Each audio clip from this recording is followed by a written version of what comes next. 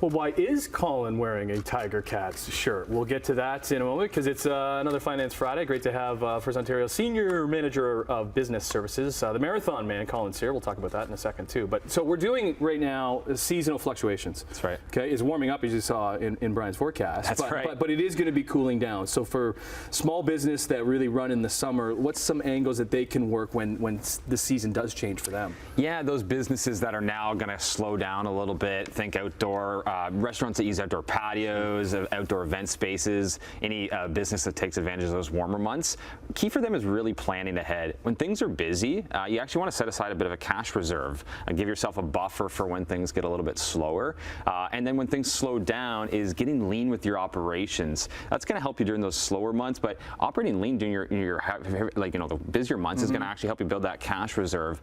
But I think another key piece is marketing, getting in front of your customers even during the slow season. Have them thinking about you all year long, maybe off-season promotions or getting them, psyched up for the coming season. You want them thinking about you even during the times when they're not coming through your doors necessarily. We're talking small business, but sometimes small businesses have employees, so it's like even expectations when it comes to employees about employment. For sure. This is a seasonal thing. You're probably going to get laid off at some point. You know what? That communication with your employees is key, but also getting your staffing in line well before you need them. That might seem a little counterintuitive if the money's not coming in yet on the slower season, but you don't want to be scrambling when things get busy as well too.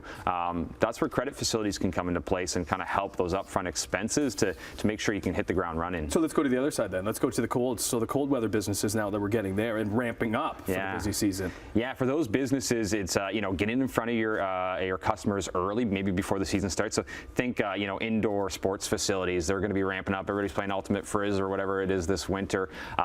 Getting your staffing in order in place early, your equipment, your inventory. You don't want to be scrambling. If you can secure those customer registrations and deposits before the season starts, that's going to give you that cash to deal with up front.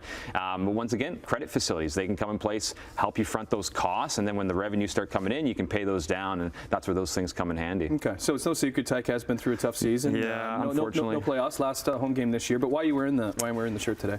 Yeah, I mean, great shirt, great team, tough season, but an even greater cause. So this is in support of the Kemp Care Network. The Kemp Care Network, they're hosting a capital campaign for the Keaton House, which is Paul Paletta's children's hospice. And that's a home away from home for children and families that are working through really serious illnesses.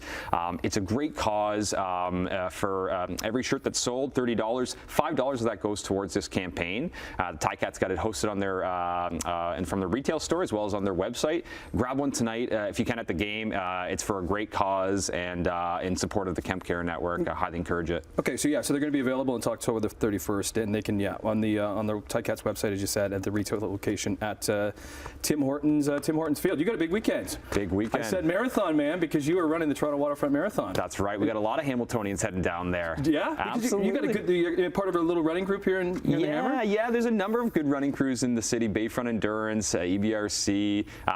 There's a running crew for everybody. I highly encourage you to get into that sport if you're socially minded and want to stay active. But a lot of us are heading down to Toronto this weekend for a big day on Sunday. Is this your first one? This is my third marathon. This is your third. That's okay, right. So where are we at right now? Where are we at in training? Are we running today? Training. We're at the crazy part of training now, where you're eating pasta and losing your mind. So I got a breakfast bowl waiting for me off stage, and I'm gonna get a good sleep tonight. Sleep tonight. Do a little run tomorrow. Spin it out. And then hit the ground running. And then if you see Colin on Monday, he might be walking a little weird because it's the marathon walk, right? That's you have the honor and the privilege of walking that way, Tim. Well, listen, buddy. Good luck. Thank you very much. Appreciate it. Good to see you, and well. great stuff with the cause. Thank you. Email your questions to financefriday@firstontario.com. If your question or topic is selected to be covered on air, you'll receive a gift card from First Ontario.